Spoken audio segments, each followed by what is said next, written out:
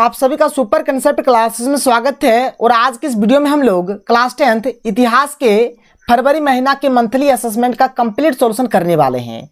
और यहाँ पर देखिए जो क्वेश्चंस दिया गया है, यहाँ पर कुल मिलाकर 20 क्वेश्चंस है। और यहाँ पर आपको टर्म 1 और टर्म 2 दोनों का क्वेश्चंस यहाँ पर आपको देखने को मिलेगा। और हर एक क्वेश्चन बहुत ही ज्यादा इंपॉर्टेंट है, इसलिए आप लोग हर एक क्वेश्चन को क्या करिए, अपने कॉपी में नोट करिए और अच्छे तरीके से पढ़ाई करिए, क्योंकि हूबहू इसी प्रकार का क्वेश्चन आपके फाइनल एग्जाम में आने वाले हैं। तो चलिए सर स्टार्ट करते हैं और एक एक करके हर एक क्वेश्चन को देख लेते हैं। तो यहाँ पर सबसे पहले हमारे पास जो 10 क्वेश्चन है, क्वेश्चन नंबर 1 से लेकर क्वेश्चन नंबर 10 तक हमारा ऑब्जेक्टिव क्वेश्चन है। तो चलिए सबसे पहले हम लोग ऑब्जेक्टिव क्वेश्चन को देख लेते हैं। ऑब्जेक्टिव क्वेश्चन में एक क्वेश्चन है, 4 ऑप्शन है और जो सही ऑप्शन है उसको आपको यहां पर चुनना है। तो देखिए यहां पर क्या है। क्वेश्चन नंबर 1 है कि ऐसा व्यक्ति जो चुन्नटों के सहारे कपड़े को समेटता था उसे क्या कहते थे? तो उसे बोला जाता है फुलर। क्या बोला जाता है? फुलर। यानी एक का सही आंसर हो जाएगा option number B. Question number 2 क्या है कि आर्थिक महामंदी की शुरुआत कब हुई? तो आर्थिक महामंदी जो है ना, ये जो स्टार्टिंग हुआ था 1929 से ये स्टार्ट हुआ था। तो देखिए क्वेश्चन नंबर 3 क्या है कि जेम्स वाट ने किसके द्वारा बनाए गए भाप के इंजन में सुधार किए थे? और यहाँ पर ये जो क्वेश्चन नंबर 2 है और ये क्वेश्चन नंबर 3 है, ये दोनों क्वेश्चन मॉडल पेपर में भी दिया गया क्वेश्चन है। तो देखिए यहाँ पर जो भाप का जो इंजन था ना, इसका जो सबसे पहले जो आविष्कार किया था, किन्होंने किया था? तो न्यूकोमेन ने किया था। और न्यूकोमेन ने जो भाप का जो इंजन बनाया था उसमें जो सुधार किए थे, कौन किए थे? जेम्स वाट किए थे। तो यहाँ पर क्वेश्चन नंबर 3 का जो राइट आंसर हो जाएगा ऑप्शन नंबर ए, यानी कि न्यूकोमेन। न्यूकोमेन इसका सही आंसर हो जाएगा।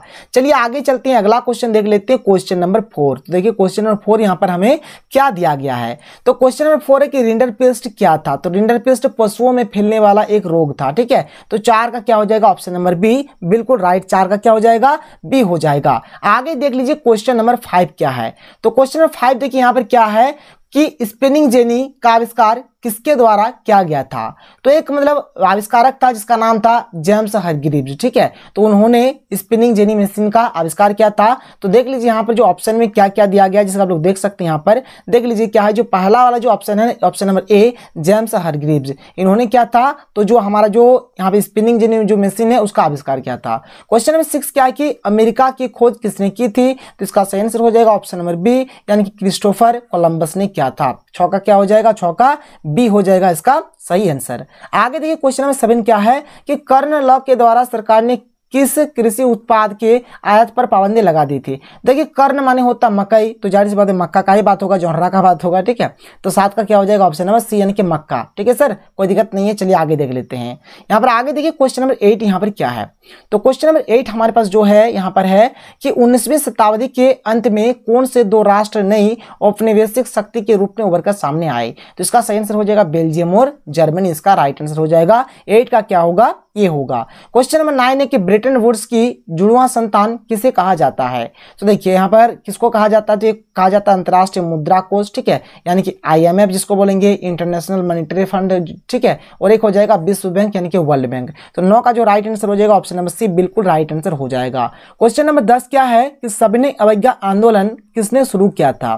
तो जो सविनय अवज्ञा आंदोलन है ये महात्मा गांधी द्वारा शुरू किया गया एक आंदोलन था। तो 10 का क्या हो जाएगा? 10 का ऑप्शन नंबर बी बिल्कुल राइट आंसर हो जाएगा। 9 का सी हो गया, 10 का बी हो गया। ठीक है, चलिए आगे चलते हैं और आगे देख लेते हैं। तो यहाँ पर हमारे पास जो अगला क्वेश्चन है क्वेश्चन नंबर 11। देख लीजिए क्वेश्चन नंबर 11 यहाँ पर क्या है।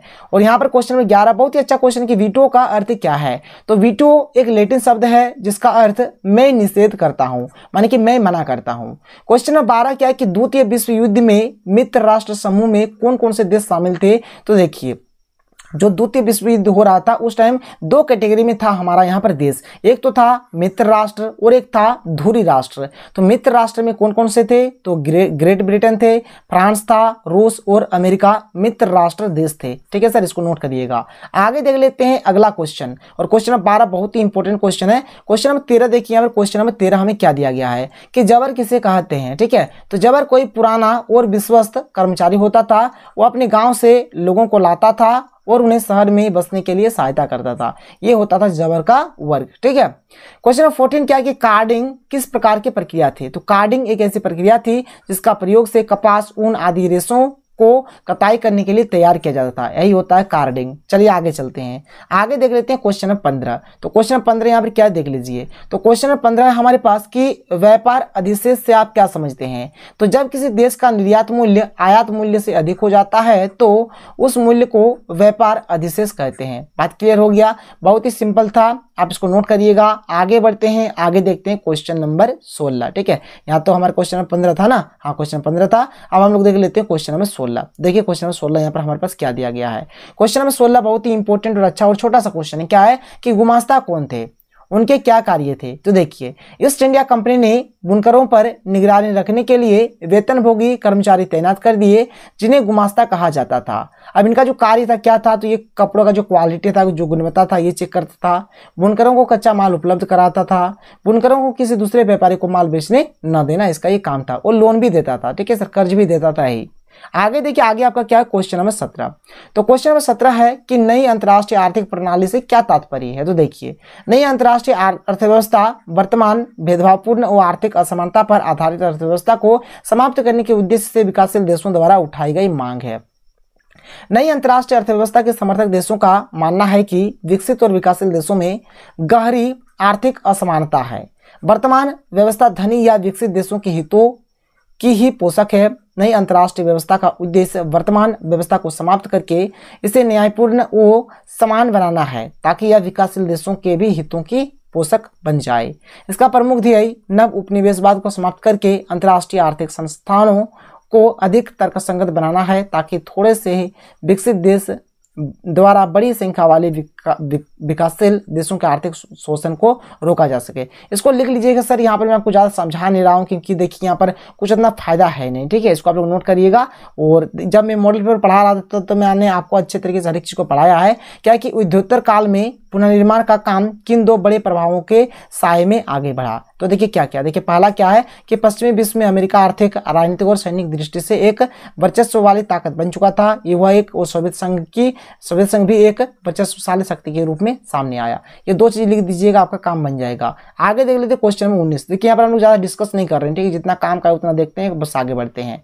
क्वेश्चन 19 क्या, देखिए कि 19वीं शताब्दी में हुए महत्वपूर्ण परिवर्तनों में तकनीकी कारकों की भूमिका की चर्चा करें। तो देखिए क्या है कि 19वीं शताब्दी में तकनीकी क्षेत्र में बहुत ही महत्वपूर्ण परिवर्तन हुए थे, जिसमें प्रमुख रूप से भाप का इंजन, रेलवे, टेलीग्राफ आदि थे। ठीक है सर, ये सब चीज बना, देखिए भाप का इंजन बना, रेलवे बना, टेलीग्राफ बना।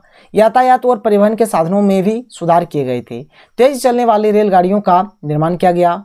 जलपोतों का आकार बढ़ा दिया गया था ताकि किसी भी उत्पाद को दूर के बाजार में कम लागत पर आसानी से पहुंचाया जा सके।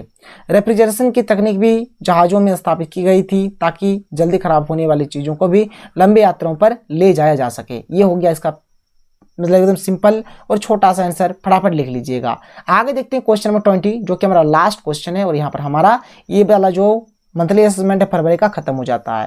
क्वेश्चन नंबर 20 क्या है कि विज्ञापन नए उपभोक्ता पैदा करने का एक सशक्त माध्यम है। इस कथन की व्याख्या अपने शब्दों में करें। विज्ञापन यानी कि एडवर्टाइजमेंट। आप लोग देखिए, जैसे कि हम लोग घर में डीटीएच के द्वारा जब भी मतलब कोई सीरियल देखते हैं, मूवी देखते हैं, तो जो मतलब देखते हैं वो कम दिखाया जाता है, एडवर्टाइज यानी कि विज्ञापन अधिक से अधिक मात्रा में दिखाया जाता है। तो देखिए इसका जो यहाँ पर जो क्वेश्चन, इसका आंसर क्या होगा कि विज्ञापन उपभोक्ताओं को जानकारी देने का सशक्त माध्यम है क्योंकि उत्पादक उपभोक्ता से मीलों दूर होता है तथा उसके साथ प्रत्यक्ष संपर्क रखने में असमर्थ होता है। वस्तुओं के मध्यवर्ती स्पर्धा के कारण प्रतिदिन वह उत्पाद की कोई नई किस्म तैयार करता है तथा उसके बारे में अधिक से अधिक उपभोक्ताओं को सूचित करना चाहता है। ऐसी स्थिति में उपभोक्ताओं को जानकारी देने का सबसे सरल एवं सबसे सशक्त माध्यम विज्ञापन यानी कि एडवर्टाइजमेंट ही है, जिसकी वजह से वो अपने उपभोक्ताओं के बीच संपर्क रख सकता है। तो ये हो गया इसका आंसर। और यहाँ पर मैंने आपको कंप्लीट जो आपका मंथली असेसमेंट आया हुआ है फरवरी का, मैंने आपको कंप्लीट बताया। तो अगर आपको वीडियो पसंद आया तो वीडियो को लाइक करिए। तो मिलते हैं अगले वीडियो में। थैंक यू, जय हिंद।